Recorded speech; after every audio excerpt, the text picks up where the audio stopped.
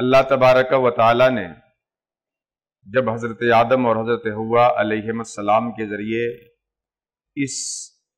زمین پہ انسانی سلسلے کا قیام فرمایا تو جوں انسان اپنے خالق کو، اپنے مالک کو، اپنے کریٹر کو، اپنے بنانے والے کو جب انسان بھولا، اللہ نے اسے اپنی یاد دلانے کے لیے اور اپنی بارگاہ سے سمبندھ مضبوط کرنے کے لیے اس نے نبیوں کو بھیجا، انسانوں کے بیچ رسولوں کو مبعوث کیا۔ کم و بیش 1,24,000 پیغمبران اعظام اس روئے زمین پر انسانوں کے بیچ اللہ کی جانب سے آئے اور انہوں نے بگڑی ہوئی انسانیت کو اس کی انگلی تھام کر کے صحیح راستے پہ لانے کا کام کیا۔ اسی سلسلے کی آخری کڑی ہم سب کی آقا و مولا جناب محمد رسول اللہ صلی اللہ تعالی علیہ وسلم تشریف لائے اور ہم انہی کی پیدائش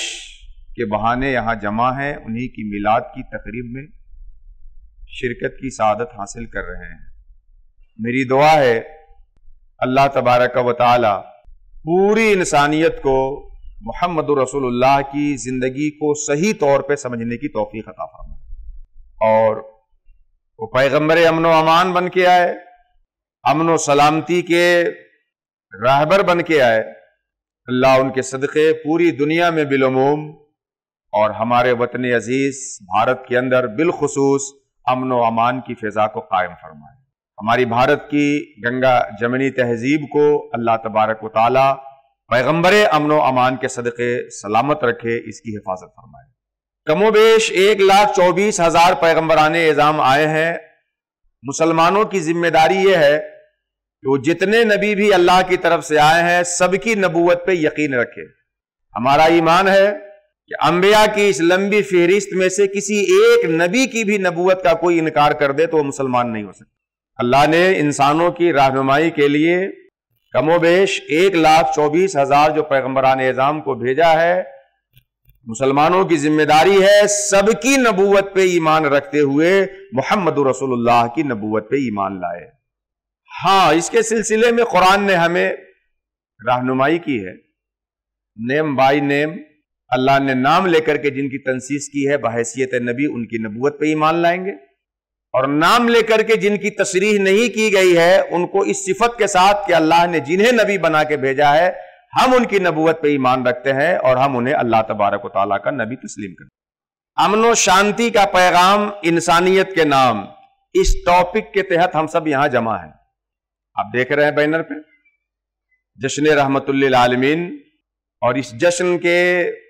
ماحول سے ہم سب کو جو تبرک اپنے گھر لے کے جانا ہے وہ امن و شانتی کا پیغام۔ انسان ہے کیا اور اسے چاہیے کیا؟ انسان انس سے بنا ہے۔ انس آپ کے بیچ بہت زیادہ استعمال ہونے والا لفظ ہے۔ اخوت، محبت، بھائی چارگی، اپناپن، عربی لینگویج کے اعتبار سے، عربی گرامر کے حساب سے جب کسی لفظ کے اخیر میں الف اور نون کو بڑھا دیتے ہیں تو وہ اس میں اور زیادتی کا معنی دیتا ہے، تو اس میں جب ہم الف نون لگا دیا اور اس کی نسبت سے حمزے کے ضمہ کو کسرے سے بدل دیا، یہ انسان بن گیا۔ تو انس میں تو فقط بھائی چارگی ہے، امن ہے، ایک دوسرے سے میل ملاپ ہے، اور انسان کے اندر یہ چیز ضرورت سے زیادہ بڑھ کر کے آ جاتی ہے۔ تو خود لفظ انسان مادے کے اعتبار سے اپنے اندر بھائی چارے کو چاہتا ہے، بہت زیادہ امن و سکون چاہتا ہے۔ اللہ تعالیٰ نے انسان کو بنایا ہی ہے ایسا کہ یہ مل جل کر کے زندگی گزارے، گھل مل کر کے اپنے شب و روز بسر کرے، ایک دوسرے سے قریب ہو کے زندگی گزارے۔ انسان کو اللہ نے بنایا ہی ایسا ہے۔ انسان کو اللہ تعالیٰ نے سماجک مخلوق بنایا ہے، معاشرتی مخلوق بنایا، مل جل کے زندگی گزارنے والا بنایا۔ ابھی کورونا مہاماری کے زمانے میں آپ نے دیکھا لاک ڈاؤن میں ساری حکومتیں مجبوری تھی، اپنے شہریوں کو گھروں میں بند کرنا پڑا۔ ہم لوگ بھی اس مجبوری کے تحت اپنے اپنے گھروں میں بند تھے، ایک دوسرے سے مل نہیں سکتے تھے،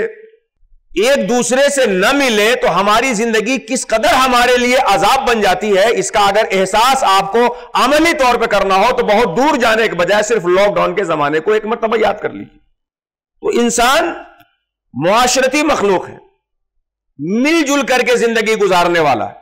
ایک بند کمرے میں ایک انسان کو رکھ دیجئے، اے سی لگا دیجئے، اچھے فرش بچھا دیجئے،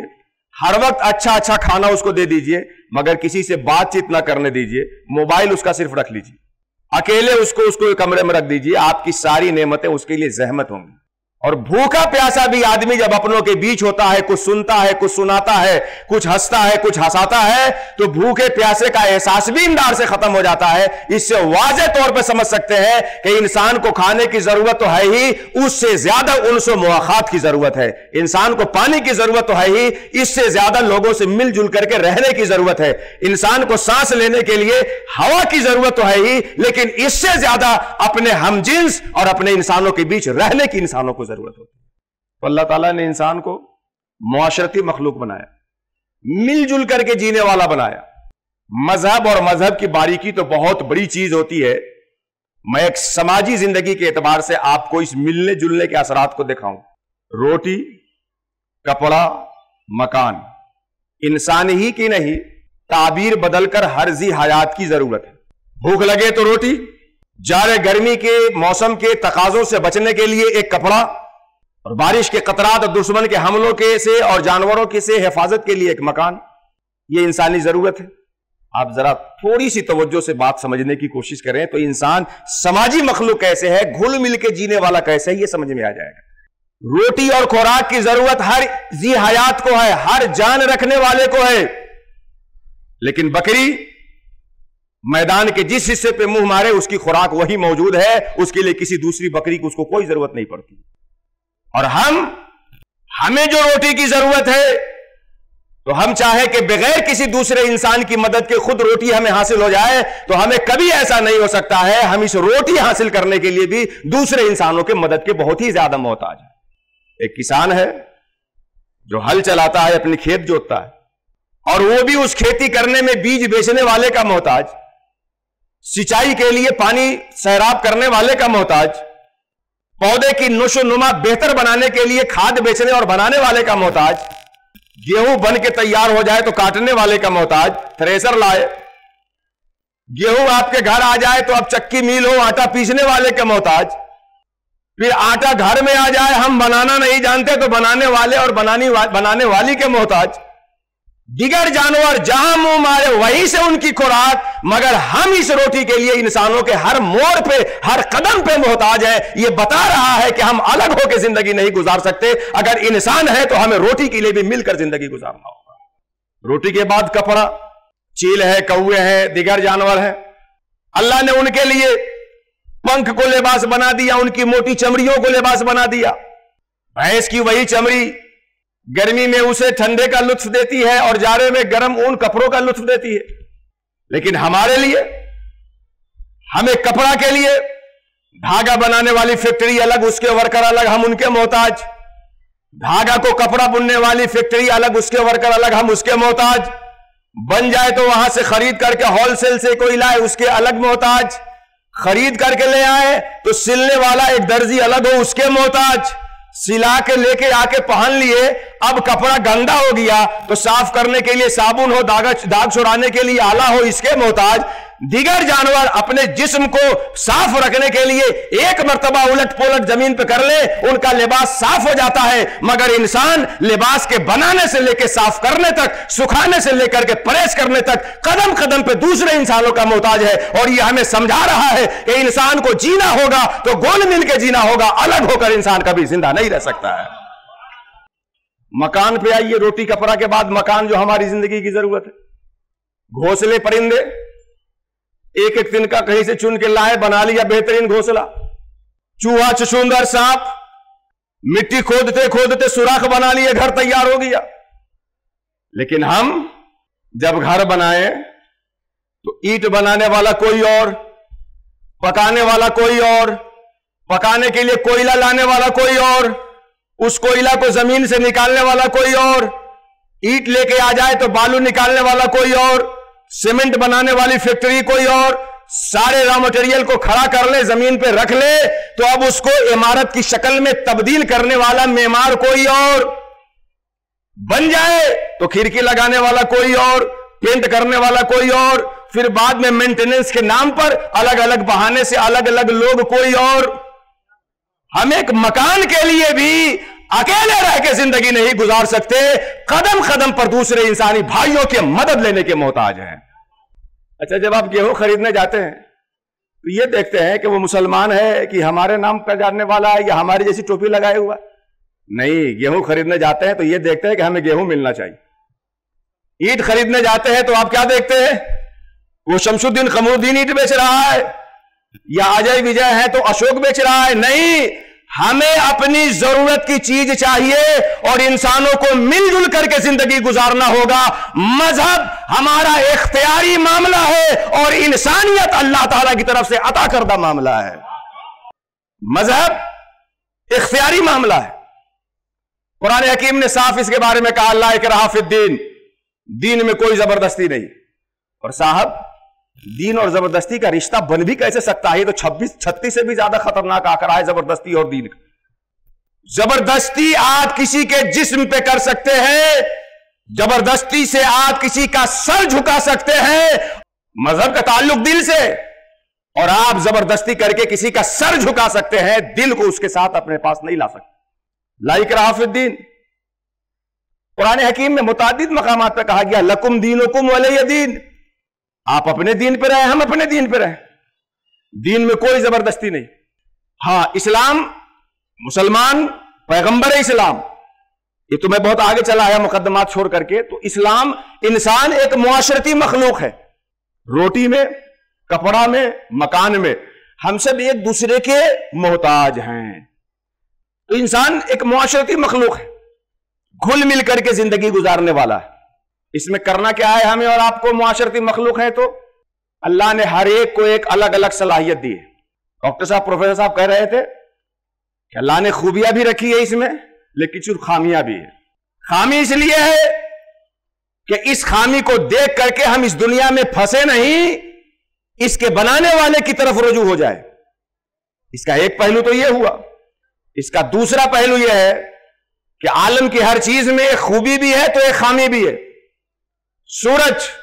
بہت کمال لگتا ہے، بغیر تفریق کے سب کو روشنی دیتا ہے، مگر اس کے اس حسن سے ہمارا حسن زن ختم ہو جاتا ہے جب مئی جون میں لوگوں کے چھکے چھڑاتا ہے۔ چاند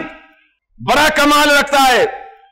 چاندنی رات کو اس آب و تاب کے ساتھ نکلتا ہے کہ امیر و غریب سب کے گھر کو روشن کرتا ہے،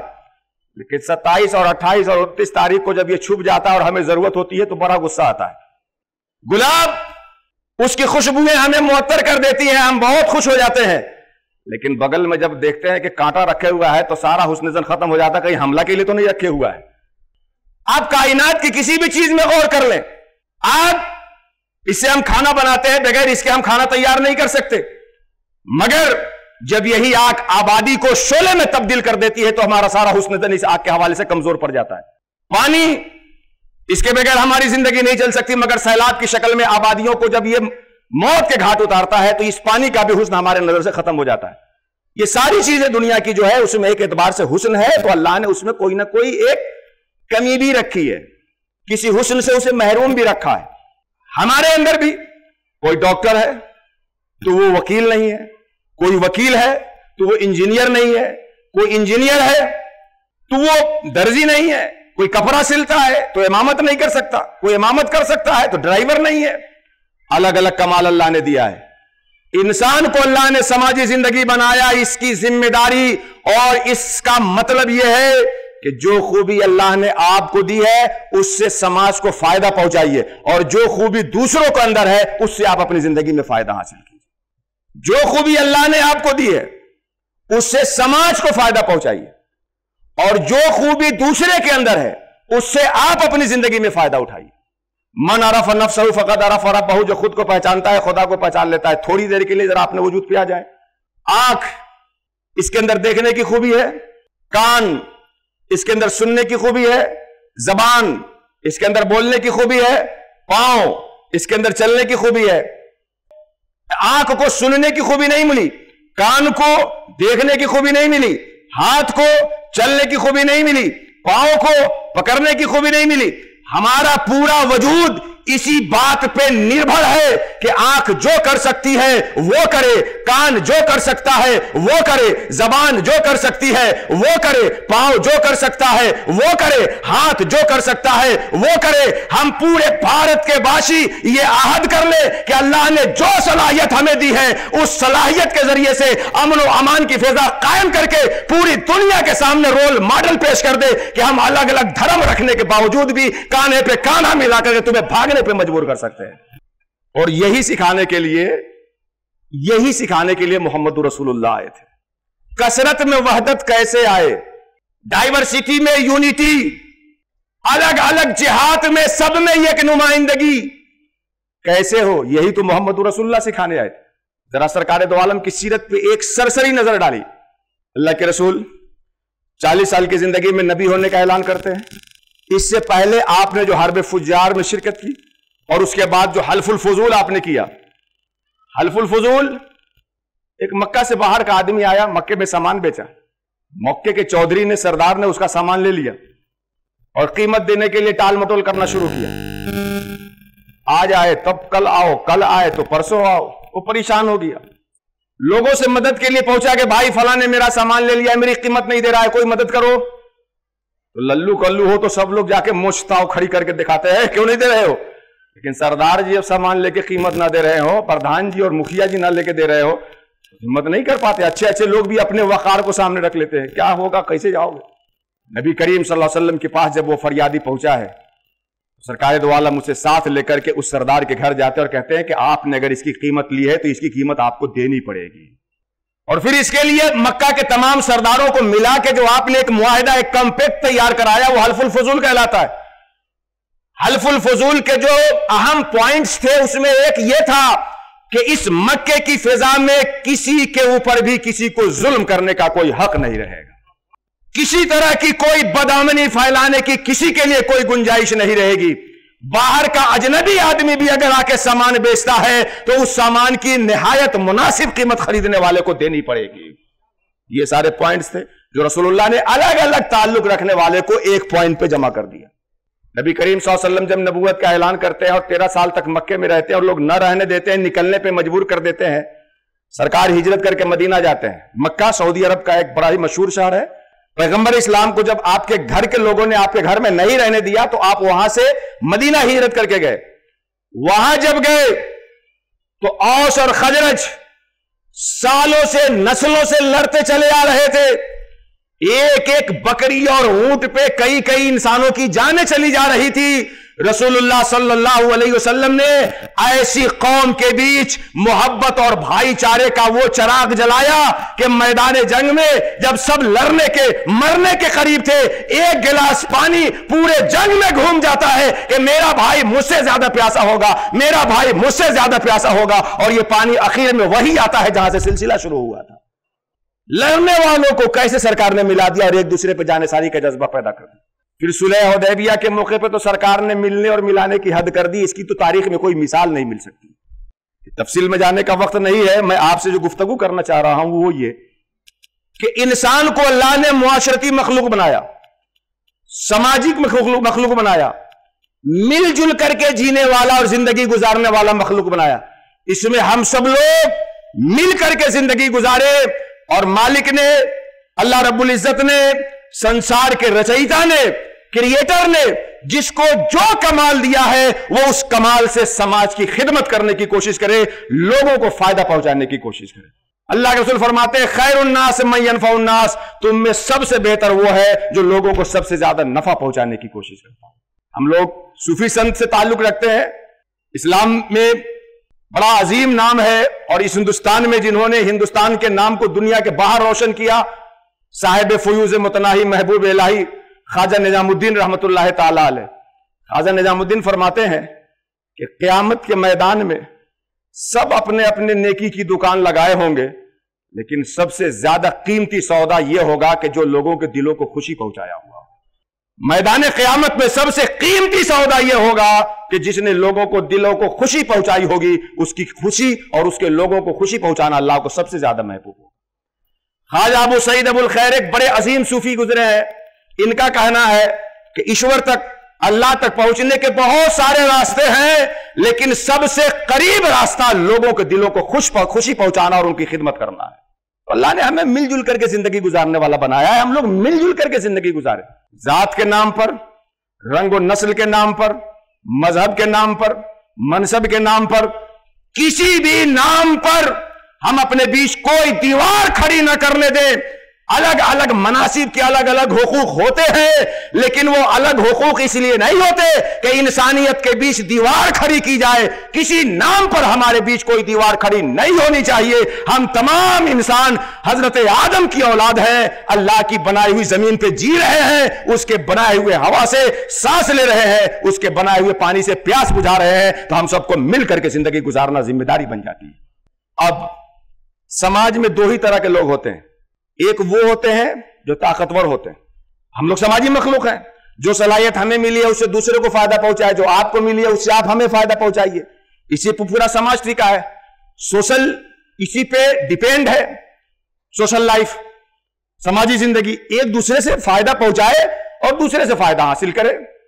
یہ کب ہو پائے گا؟ سماج میں دو طرح کے لوگ ہوں گے، یا تو کوئی آپ سے طاقتور ہوگا یا کوئی آپ سے کمزور ہوگا۔ جو برابر برابر ہوگا وہاں تو کسی کتاب کی ضرورت نہیں، جو برابر برابر ہوگا نا وہاں کسی تقریر کی ضرورت نہیں، کسی کتاب کی ضرورت نہیں ہے، وہاں خوب آؤ بھگت کرتے۔ جو آپ سے لو کلاس کا ہو اور آپ سے اپر کلاس کا ہو، آپ سے طاقت رکھنے والا ہو اور آپ سے کمزور ہو، آپ سے زیادہ شوکت رکھنے والا ہو اور آپ سے زیادہ ذلیل ہو، لوگوں کے نظر میں اس کی عزت نہ ہوتی، دو ہی طرح کے لوگ ہوں گے،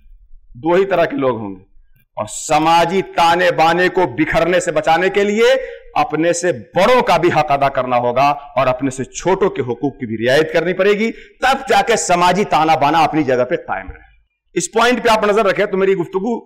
کا میں سمجھوں گا کہ حاصل ہوگی۔ جب ہم سماجی مخلوق ہیں، سماج میں ہمیں جینا ہے،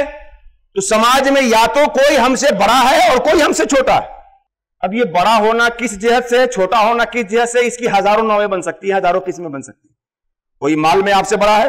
مال میں آپ سے چھوٹا ہے، کوئی دولت، کوئی علم میں آپ سے بڑا ہے، علم میں آپ سے چھوٹا ہے، کسی کے 4 لڑکے ہیں، آپ کے ایک ہی لڑکے ہیں، کسی کے پاس شوکت و ثروت زیادہ ہے، آپ کے پاس کم ہے، کوئی منصب اونچا رکھتا ہے، کوئی آپ سے کم رکھتا ہے، ہزاروں شعبے بن سکتے ہیں، لیکن یا تو کوئی آپ سے بڑا ہوگا یا کوئی آپ سے چھوٹا ہوگا۔ رسول اللہ اعلان نبوت سے پہلے 40 سال کی زندگی ہے، اس کو ہم اسکپ کرتے ہیں۔ اعلان نبوت کے بعد پیارے آقا کی 23 سال کی زندگی ہے۔ پروفٹ محمد صلی اللہ علیہ وسلم کی اس دنیا میں 63 ایئرس، 63 سالہ کل زندگی ہے،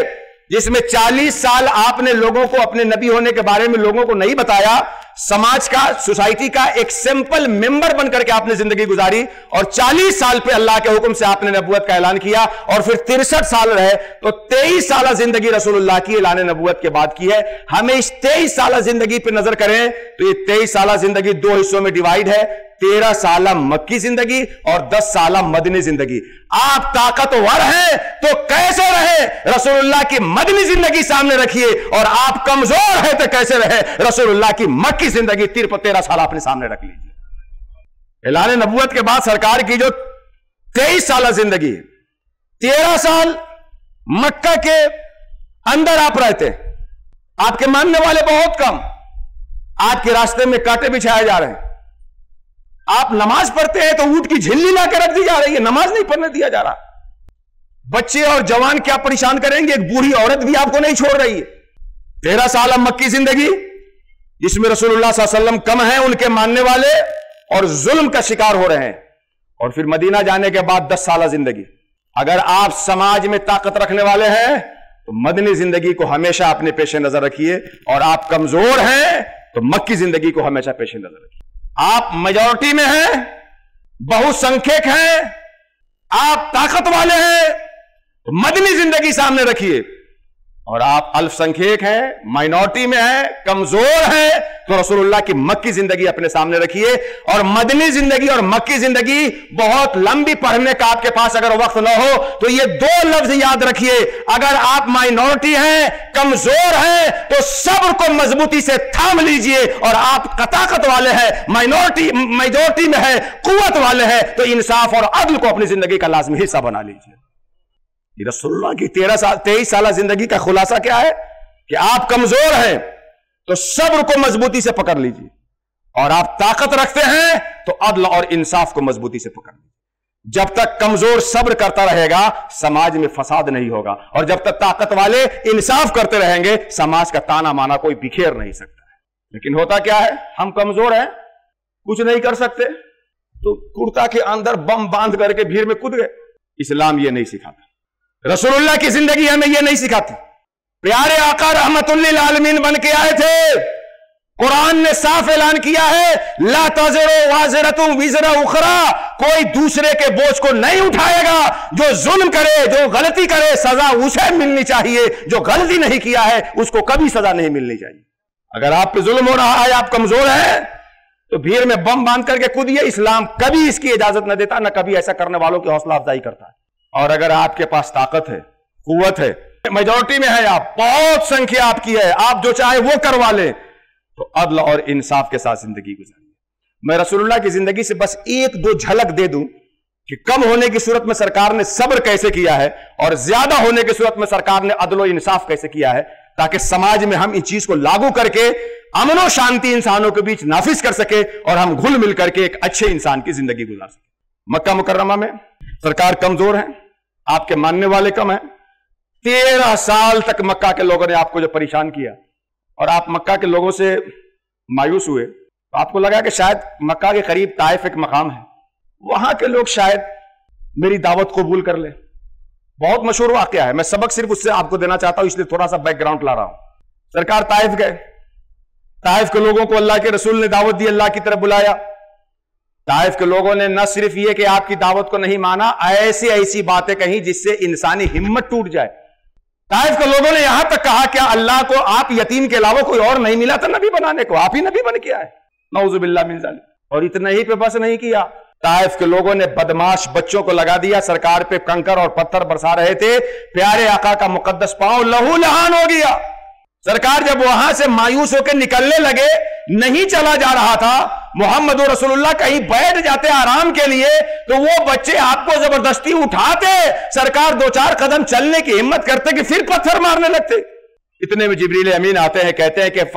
پہاڑوں کا فرشتہ میرے ساتھ ہے، آپ کہیے میں پہاڑ کے فرشتے کو حکم دوں، اجازت آپ سے چاہتا ہے کہ طائف 2 پہاڑوں کے بیچ ہے، آپ کہہ دیں دونوں پہاڑ کو اگر ملا دیا جائے تو طائف والے ابھی دب کر کے جیسے 2 چکی کے پاٹ میں گیہوں پیس جاتا ہے، یہ پیس جائیں گے، ان کا وجود ختم ہو جائے گا۔ مگر جب یہ سنتے ہیں تو رحمت للعالمین یہ نہیں کہتے کہ مولا انہیں ہلاک کرتے، وہ یہ کہتے ہیں پروردگار میری قوم مجھے نہیں جانتی ہے، انہیں ہدایت عطا فرما دے۔ یہاں بھی رسول اللہ کا ذرا خطاب دیکھیے، پتھر مار رہے ہیں تب بھی میری قوم،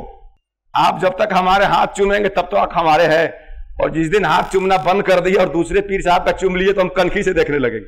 مصطفیٰ پہ لوگوں نے پتھروں کی بارش کی، اور مصطفیٰ کہتے ہیں یہ میری قوم ہے اللہ، یہ مجھے نہیں جانتی، انہیں ہلاک مت کر، اگر یہ نہ مانیں گے تو ان کی آنے والی نسلیں ہماری دعوت کو ماننے والی ہوں۔ صبر کیسے کر رہے ہیں اور عدل کیسے کیا ہے آپ نے؟ جب آپ کے پاس سلطنت ہو گئی، آپ کے ماننے والے کثیر ہو گئے، آپ کو طاقت ہو گئی، آپ مائنورٹی سے نکل کے میجورٹی میں جب آ گئے تو آپ نے کیسے انصاف کیا ہے؟ سنیے، قبیلہ مخزوم کی ایک عورت تھی، بہت اعلیٰ گھرانے کی، وہ چوری کے جرم میں پکڑ لی گئی، اور اسلام میں چوری کی سزا یہ ہے کہ چور کے ہاتھ کاٹ دیے جائیں، تاکہ آئندہ سماج میں پھر کسی کے مال کو لینے کی ہاتھ کو ہمت نہ ہو سکے کہ ہم لے کوئی۔ اللہ کے رسول کے پاس جب مقدمہ پیش آیا تو آپ نے کہا کہ بھائی جو سزا ہے وہ ملے گی۔ حضرت اسامہ بن زید سرکار کے بڑے لگے تھے، قریب تھے، سرکار بہت شفقتوں سے ان کو نوازتے تھے، چونکہ بچپنے سے وہ تھے۔ کچھ لوگوں نے سفارش کی اسامہ بن زید سے، کہی نہ پیارے آقا سے کہ اگر ان کے ہاتھ کو نہ کاٹا جائے تو بڑا اچھا رہے گا، ورنہ خلفشار ہو جائے گا۔ رسول اللہ کے پاس جب حضرت اسامہ یہ بات پہنچاتے ہیں کہ قبیلہ مخزوم کی وہ عورت بڑی عزت والی ہے، اس کے اوپر یہ قانون نافذ نہ کیا جائے، اس پہ یہ ایکٹ نہ لگایا جائے، سرکار ناراض ہو گئے، غصہ ہو گئے اور کہا کہ تم سے پہلے کی جو قومیں تھی وہ اسی لیے ہلاک ہو گئی، اللہ کی رحمت سے اسی لیے مایوس ہو گئی کہ جب غریب آدمی جرم کرتا تھا تو اس پہ قانون لگایا جاتا تھا، اور جب طاقتور جرم کرتا تھا اور گناہ کرتا تھا تو اس سے قانون ہٹا لیا جاتا تھا۔ ہرگز ایسا نہیں ہو سکتا، اگر اس عورت کی جگہ میری بیٹی فاطمہ بنت محمد بھی ہو تو محمد اس کا ہاتھ کاٹے بغیر نہیں رہ سکتا ہے۔ یہ ہے طاقت ہونے کے بعد انصاف کا معاملہ۔ صاحبو، سماج میں انصاف ہی سے عمل قائم ہو جاتا ہے، مگر محمد رسول اللہ نے انصاف پہ لا کے صرف انسانوں کو چھوڑا نہیں، اس کے آگے احسان تک لے جانے کی کوشش کی ہے۔ میری بات ذرا غور سے سنیے، سماج میں اگر انصاف ہو جائے تو اسی سے عمل قائم ہو جائے گا۔ انصاف یہ ہے کہ ہمارا حق ہم لیں گے، آپ کا حق آپ لیجئے، انصاف یہ ہے۔ انصاف یہ ہے کہ جو ہمارا حق ہے وہ ہم لیں اور جو آپ کا حق ہے وہ آپ لیں، اور احسان یہ ہے کہ آپ اپنا حق تو لیجئے ہی، ہمارے حق میں سے بھی آپ لے لیجئے۔ یہ احسان ہے محمد رسول اللہ نے جو قرآن انسانوں کو دیا ہے۔ قرآن کہتا ہے واللہ یحب المحسنین، جو اپنا حق اپنے بھائی کو چھوڑ کے دینے والا ہوگا اللہ اسے اپنا محبوب بنا لے گا، اپنا پیارا بنا لے گا۔ تو سماج میں انصاف ہی سے امن و امان کا قیام ہوتا ہے، اور محمد رسول اللہ تو اپنے ماننے والے کو احسان کی طرف لا رہے ہیں۔ لیکن ایک بات میں اپنے مسلمان بھائیوں سے عرض کرتا ہوں کہ وقت گیا تقریر کر کے سیرت سنانے کا، وقت ختم ہوا تحریر کر کے سیرت کو لکھنے کا، سالوں گزر گئے تحریر کرتے، اب وقت آ گیا ہے اپنے اخلاق سے سیرت رسول لوگوں کو دکھانے کا۔ اب وقت آیا ہے اپنے اخلاق سے، اپنے کیریکٹر سے، اپنے کردار و عمل سے، اپنے وجود سے دنیا کی دوسری قوموں کے بیچ رسول اللہ کے نصاب عمل کو اور آپ کی لائی ہوئی زندگی کو دکھانے کا۔ آپ رسول اللہ کا سچا وفادار اور پیاری امت بن کر کے ان کے طریقے پہ عمل کر کے سماج کے بیچ رہیے، لوگ دیکھ کے جان جائے کہ یہ مسلمان ہے تو جھوٹ نہیں بول سکتا ہے، یہ مسلمان ہے تو خیانت نہیں کر سکتا ہے، یہ مسلمان ہے تو کسی بیوی، کسی کی بیٹی پہ اور کسی کی بہو پہ غلط نظر نہیں جان سکتا ہے۔ یہ ہماری پہچان ہونی چاہیے سماج کے اندر۔ اور میں اپنے دوسرے بھائیوں سے عرض کروں گا، برادران وطن سے، کہ آپ ہم بے عمل مسلمانوں کا کردار دیکھ کر رسول اللہ کی تعلیمات کا فیصلہ نہ کریں۔ غیر مسلم برادران سے میری اپیل ہے کہ ہم مسلمان بہت دور ہٹ گئے ہیں، وہ زمانے میں معزز تھے مسلمان ہو کر، ہم خار ہوئے تاریک قرآن ہو کر، ہم چھوڑ چکے ہیں، اسی لیے حالی ہمارا مقدر بنتی جا رہی ہے۔ آپ ہمیں دیکھ کر رسول اللہ کی تعلیم کا فیصلہ نہ کریں، آپ رسول اللہ کی زندگی کو، رسول اللہ کی تعلیمات کو، ہماری جو بیسک کتابیں ہیں، کتاب اللہ، قرآن حکیم، احادیث کریمہ، صحیح روایتیں، ان کے ذریعے سے رسول اللہ کی زندگی تک سمجھنے کی اور پہنچنے کی کوشش کریں۔ اور عام مسلمانوں سے میری اپیل ہے کہ آپ کہنے اور لکھنے کے بجائے اب کرنے پہ اتریے، تب کام بننے والا ہے، ورنہ یہ عظیم نعمت آپ کے پاس ہے، آپ خود عمل نہیں کر رہے، اس کا بھی وبال ہوگا، اور دنیا کی دوسری قوموں کو یہ نعمت دکھا کے لا نہیں رہے، اس کا بھی آپ کو جواب دینا ہوگا۔ وَمَا أَرْسَلْنَاكَ إِلَّا رَحْمَةً لِلْعَالَمِينَ، مصطفیٰ ہم نے آپ کو سارے عالم کے لیے رحمت بنا کر کے بھیجا ہے۔ اللہ سبحانہ و تعالی رحمت للعالمین کے آمد کے صدقے ہمارے سماج میں، ہمارے ملک میں، ہمارے اس عالم میں امن و امان کی فضا کو قائم فرمائے، اور ہمیں اور آپ کو سننے اور سنانے سے کہیں زیادہ ان باتوں کو اپنی عملی زندگی میں اپلائی کرنے کی توفیق عطا فرمائے۔ پندہا دادے محاصل شد فرات، وما علینا یا اخی الا البلاغ۔ السلام علیکم۔